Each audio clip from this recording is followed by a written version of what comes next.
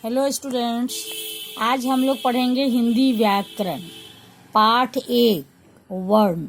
इस पाठ को हम पहले भी पढ़ चुके हैं, लेकिन आज हम इसका रिवीजन करेंगे। तो वर्ण क्या है?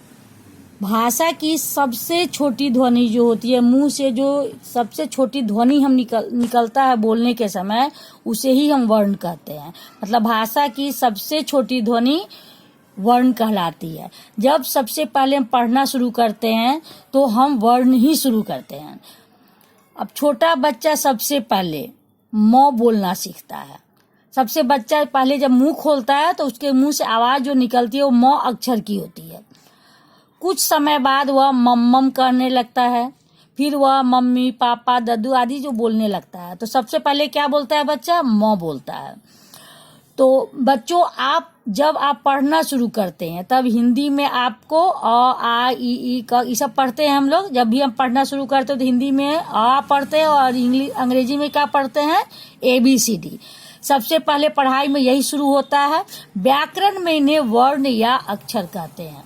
व्याकरण के भाषा में अ आ ई जो हम पढ़ते हैं हिंदी में, उसको हम अक्षर कहते हैं या उसको वर्ण भी कह सकते हैं। इन वर्णों के समूह को वर्णमाला कहते हैं। जब हम इन वर्णों को क्रम से लिखते हैं, अ के बाद आ, ई के बाद बड़ी ई, उसके बाद ऊ के बाद बड़ा ऊ, इस तरह जब क्रम से लिखते हैं उसको, तो उसको हम क्या कहते हैं? वर्णमाला कहते हैं। अब चलो यहाँ हिंदी वर्णमाला देखो कैसे है। ये क्या है? हिंदी वर्णमाला। वर्ण कितने प्रकार के होते हैं? 2 प्रकार के होते हैं, स्वर और व्यंजन। तो यहाँ स्वर है। स्वर क्या क्या होता है? अ आ ई, बड़ी ई, ऊ, बड़ा ऊ, री, ए ओ औ। तो अ से लेकर औ तक जितने वर्ण होते हैं, जितने अक्षर होते हैं, वो क्या कहलाते हैं? स्वर कहलाते हैं। इनकी संख्या देखो, 1 2 3 4 5 6 7 8 9 10 11।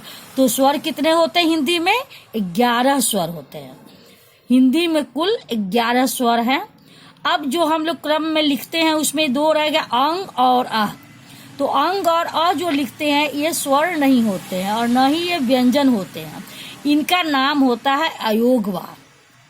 अंग और अ क्या कहलाते हैं? अयोगवाह। तो अयोगवाह कितने होते हैं? 2 होते हैं। अंग और अ। अंग को क्या बोलते हैं? अनुस्वार, और अ को बोलते हैं विसर्ग। इनकी गिनती अब स्वरों में होने लगी है। हाँ, तो वर्ण का दूसरा भेद जो है वो है व्यंजन। वर्ण कितने प्रकार के होते हैं? 2 प्रकार के, स्वर और व्यंजन। तो व्यंजन अब कौन कौन होते हैं? अब क से जब हम शुरू करते हैं लिखना, क से लेकर ह तक, तो क से ह तक जितने वर्ण होते हैं वो कहलाते हैं व्यंजन वर्ण कहलाते हैं। जैसे क ख ग घ अंग, च छ ज झ य, ट ठ ड ढ न, त थ द ध न, प फ ब भ म, य र ल व, तालव्य स, मूर्धन्य स, दंत स ह। मतलब क से ह तक के वर्ण व्यंजन कहलाते हैं। ये गिनती में 33 हैं। ये कितने हैं? गिनती में 33 है। यहाँ प्रत्येक अक्षर से एक एक शब्द भी दिया गया है।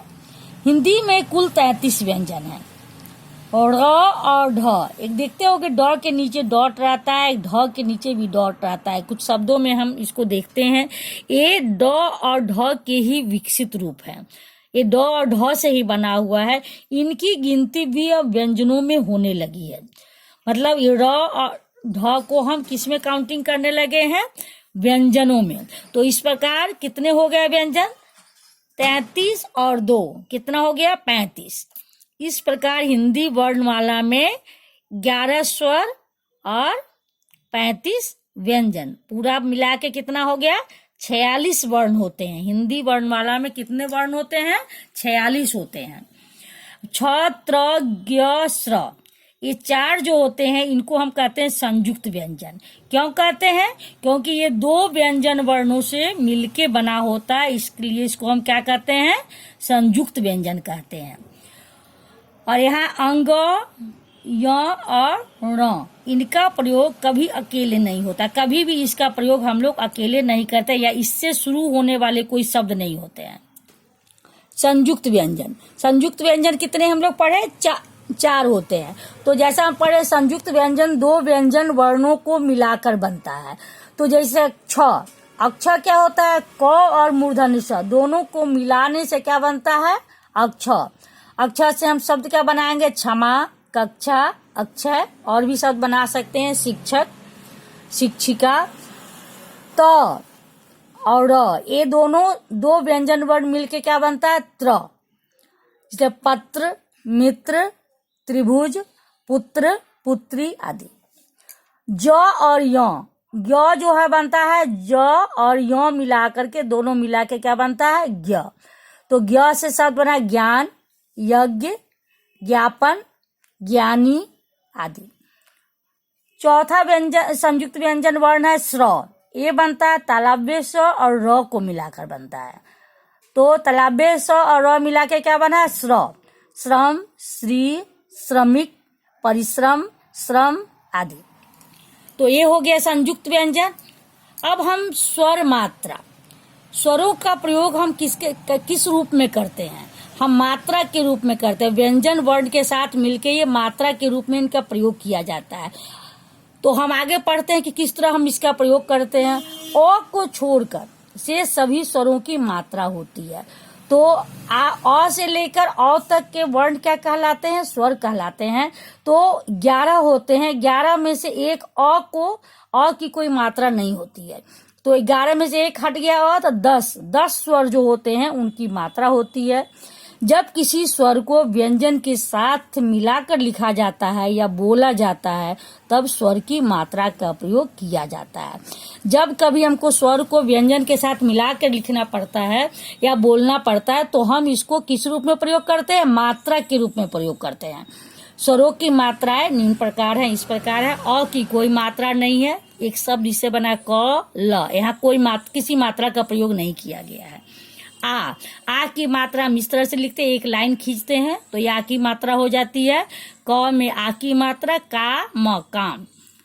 ई की मात्रा इस तरह से लगाई जाती है, एक लाइन खींच के ऊपर से उसको पीछे से, एक कहाँ लगता है?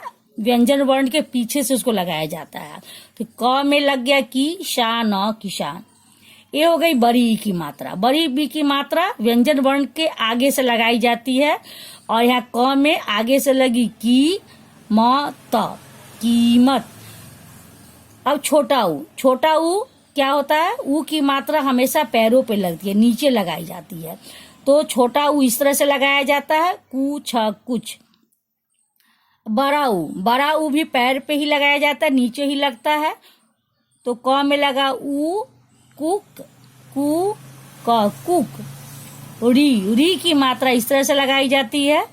क में री, क्री, शी, कृषि। ए की मात्रा ऊपर लगाई जाती है, लाइन के ऊपर लगाई जाती है एक बार। के, क में लगा तो के, ला, केला। आई की मात्रा लाइन के ऊपर 2 इस तरह से लगाया जाता है। क में लगा कै, शा, कैसा। ये हो गया ओ की मात्रा एक लाइन और एक ऊपर से, ओ हो गया। ये आगे से लगाया जाता है, को, ई, कोई। औ की मात्रा इस तरह से लगाते हैं, एक लाइन ऊपर 2, क, न, कौन। तो जिस व्यंजन वर्ण में उस मात्रा को लगाते हैं तो उसको बोलने में उसी का उच्चारण किया जाता है। अब है अंग का प्रयोग। पंचम व्यंजन अंग, य, न और न, म के लिए होता है। अनुस्वार जो हम लोग पढ़े हैं, जिसको हम स्वर और व्यंजन किसी में नहीं डालते हैं, तो इसका प्रयोग पंचम वर्ण के लिए किया जाता है। पंचम वर्ण क्या होता है? अंग, य, न, म, ये 5 जो है पंचम वर्ण है। तो इसके लिए अनुस्वार का प्रयोग किया जाता है। और अह का प्रयोग ह, हलंत, मतलब आधा ह जो होता है से मिलती जुलती ध्वनि के लिए होता है। आजकल अंग्रेजी के प्रभाव स्वरूप अ को भी हिंदी में अपना लिया गया। ये जो शब्द है, जिसको कुछ शब्दों में जैसे डॉक्टर इस में लगाया जाता है, कॉपी, इस मात्रा का प्रयोग होता है, यहाँ अनुस्वार नहीं होता है। तो इसको क्या है, इसका उच्चारण औ की तरह होता है। को हिंदी में अपना लिया गया है। तो इस तरह से इसको हम अच्छे से पढ़ेंगे और अच्छे से समझ के, ताकि यही एग्जाम में 4th टेस्ट पेपर जो है इसके लिए बहुत इंपॉर्टेंट चैप्टर है। ओके, धन्यवाद।